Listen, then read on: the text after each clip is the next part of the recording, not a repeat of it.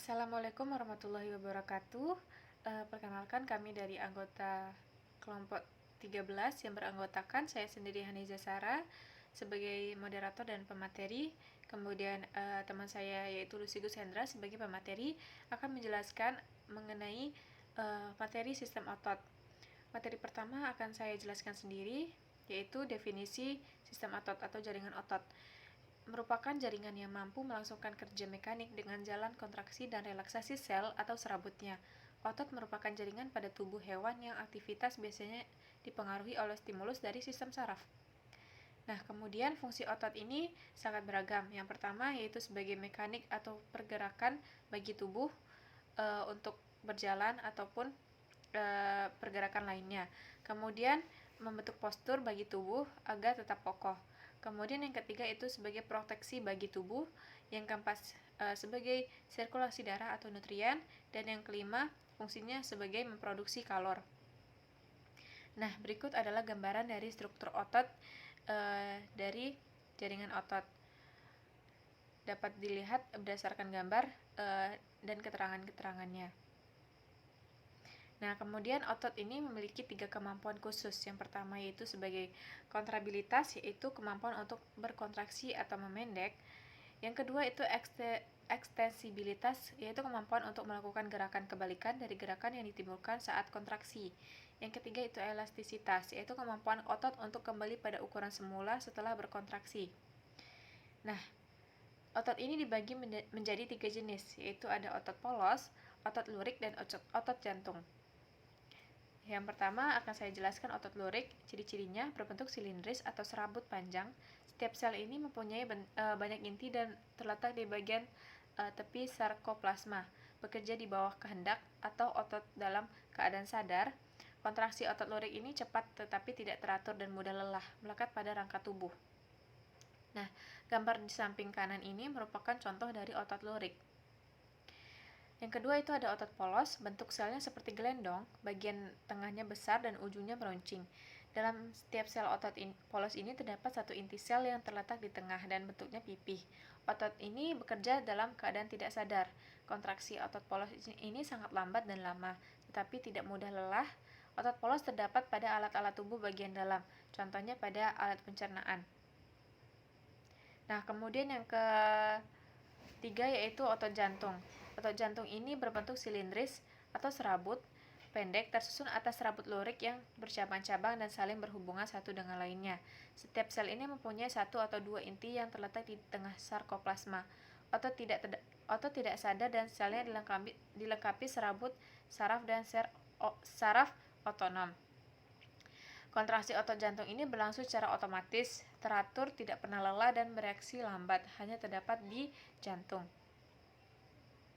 Nah, kemudian berikut adalah tabel-tabel dari perbedaan berdasarkan tempat, bentuk serabut, jumlah nukleus, dan lain-lain pada otot lurik, otot polos, dan otot jantung. Pada otot lurik, tempatnya berada pada rangka, sedangkan pada otot polos, tempatnya berada di dinding organ dalam seperti lambung, usus, dan sebagainya. Juga terdapat di kandung kemih dan pembuluh darah. Sedangkan pada otot jantung hanya terdapat di dinding jantung. Berdasarkan bentuk serabutnya, pada otot lurik bentuknya memanjang, silindris, dan ujungnya tumpul. Sedangkan pada otot polos bentuknya memanjang, berbentuk gelendong, dan ujungnya lancip. Pada otot jantung ini bentuknya memanjang, silindris, serabut, bercabang, dan menyatu sama. Nah, kemudian berdasarkan jumlah nukleus tiap serabutnya. Pada otot lurik bentuknya jumlah selnya banyak. Pada otot polos hanya satu dan pada otot jantung juga hanya satu. Dan berdasarkan letak nukleusnya, pada otot lurik letaknya di tepi, pada otot polos di tengah, dan pada otot jantung di tengah.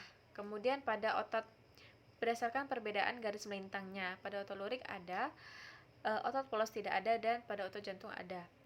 Berdasarkan kecepatan kontraksinya atau berkerutnya, otot lurik ini paling cepat, sedangkan pada otot polos paling lambat, dan pada otot jantung kecepatannya sedang. Kemudian berdasarkan kemampuan tetap kontraksinya, otot lurik sebentar, otot polos lama, dan otot jantung sedang. Dan terakhir berdasarkan tipe kontrolnya, otot lurik ini menurut kemauan atau sadar, Otot polos tidak menurut kemauan atau bekerja dalam keadaan tidak sadar. Begitu pula pada otot jantung, bekerja dalam keadaan tidak sadar. Nah, sifat kerja otot ini dibagi menjadi dua, yaitu ada antagonis dan sinergis. Antagonis, strukturnya otot merupakan jaringan yang terdiri atas kumpulan sel-sel serabut otot. Dalam sel serabut otot ini terdapat unit kontraksil yang disebut dengan miofibril. Perluasan sarkoplasma mengadakan hubungan dengan miofibril ini. Ketika miofibril diamati dengan mikroskop elektron, ditemukan adanya pita terang dan pita gelap. Nah, penjelasan dari antagonis tadi. Antagonis yaitu kerja otot yang kontraksinya menimbulkan efek gerak berlawanan. Contohnya adalah ekstensor atau meluruskan dan flexor itu membengkokkan. Misalnya otot trisep dan otot bisep. Yang kedua ada abduktor, menjauhi badan, dan abduktor, mendekati badan. Misalnya gerakan tangan sejajar bahu dan sikap sempurna. Kemudian depresor ke bawah dan aduktor ke atas. Misalnya gerak kepala merunduk dan mengadah. Yang keempat itu ada supinator atau menegadah, dan pronator menelungkup. Misalnya gerakan telapak tangan menegadah dan gerakan telapak tangan menelungkup. Nah, kemudian yang kedua itu ada sinergis, adalah dua otot atau lebih yang bekerja bersama-sama dengan tujuan yang sama. Jadi otot-otot ini berkontraksi bersama dan berelaksasi bersama. Misalnya otot-otot antar tulang rusuk yang bekerja bersama ketika kita menarik nafas, atau otot pronator yaitu otot yang menyebabkan telapak tangan menengadah atau menelungkup. Yang berikut mekanisme terjadinya gerak.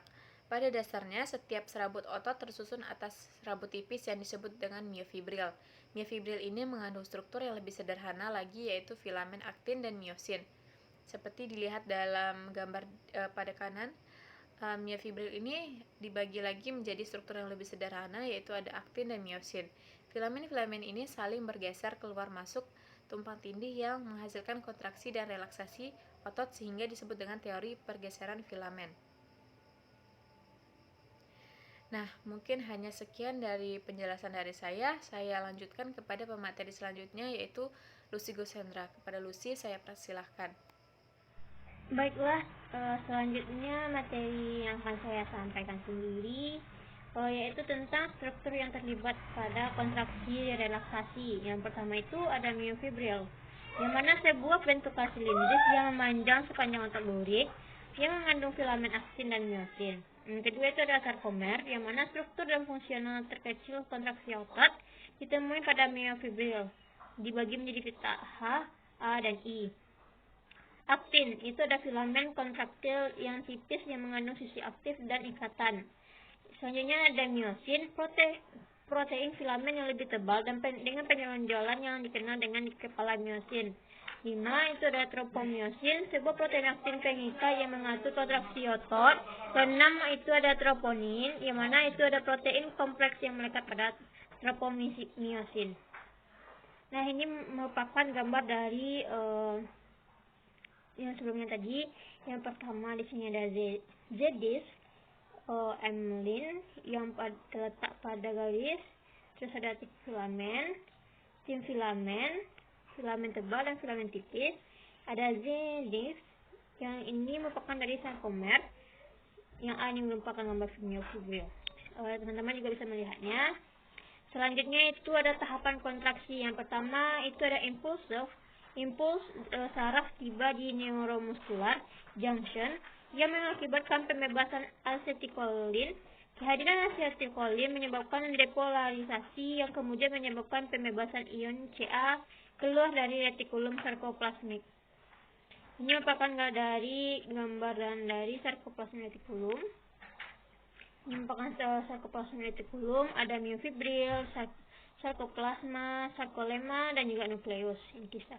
Selanjutnya yaitu ada dengan meningkatnya ion Ca akan menyebabkan ion Ca bisa terikat pada troponin dan mampu mengubah strukturnya.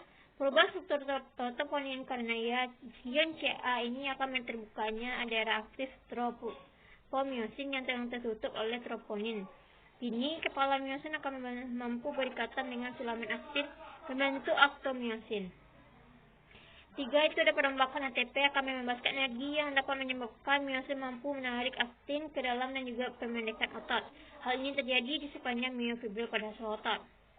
Selanjutnya itu ada miosin akan terlepas dari aktin dan jembatan aktomiosin akan putus ketika molekul ATP terikat pada kepala miosin. Pada saat ATP dipecah, kepala miosin dapat bertemu lagi dengan aktin pada tropomiosin. Selanjutnya itu ada proses kontraksi. Otot dapat berlangsung selama ada ATP dan ion Ca. Pada saat impuls berhenti, maka ion Ca akan kembali ke retikulum sarkoplasmik dan troponin akan kembali ke kondisi semula dan menutupi daerah tropomiosin sehingga menyebabkan otot berrelaksasi. Ini merupakan otot manusia yang tampak dari anterior. Ini tampak posterior. Selanjutnya itu ada otot wajah. Teman-teman bisa melihat dari gambar yang kami berikan. Selanjutnya itu ada otot perut. Otot perut ini dinding perutnya anterolateral yang terdiri dari kulit, fasia, dan 4 pasang otot. Yaitu ada the external oblique, internal oblique, transversus abdomini, dan rectus abdominis. Otot perut dan dada, dinding perut anterolateral terdiri dari kulit, fasia, dan 4 pasang otot. Itu ada the external oblique, internal oblique, transversus abdomini, rectus abdominis. Otot dada terdiri di atas, pectoralis major, dan serratus anterior. Otot lengan, yaitu yang pertama ada bicep brachii, adalah otot besar yang berletak pada permukaan anterior lengan. The branchialis letaknya mendalam pada otot bicep brachii. Otot ini paling kuat di fleksor dengan pada sendi siku. The branchioradialis ini menyebabkan fleksor lengan pada sendi siku, terutama ketika gerakan sangat cepat diperlukan atau ketika berat diangkat perlahan selama fleksi lengan. Selanjutnya itu dari triceps brachii, adalah otot besar yang terletak pada permukaan posterior lengan. Anconeus adalah otot kecil yang terletak di bagian lateral aspek posterior siku yang membantu triceps brachii dalam memperluas lengan pada sendi siku. Ini merupakan gambar dari otot paha yang bisa teman-teman lihat. Ini otot betis. Ini berada di bagian kaki. Selanjutnya itu gangguan pada sistem otot. Yang pertama itu ada distrofi otot, yang mana penyakit genetik ini merusak serat otot. Gejala-gejala penyakit distrofi otot termasuk kelemahan, kehilangan mobilitas, dan kurangnya koordinasi.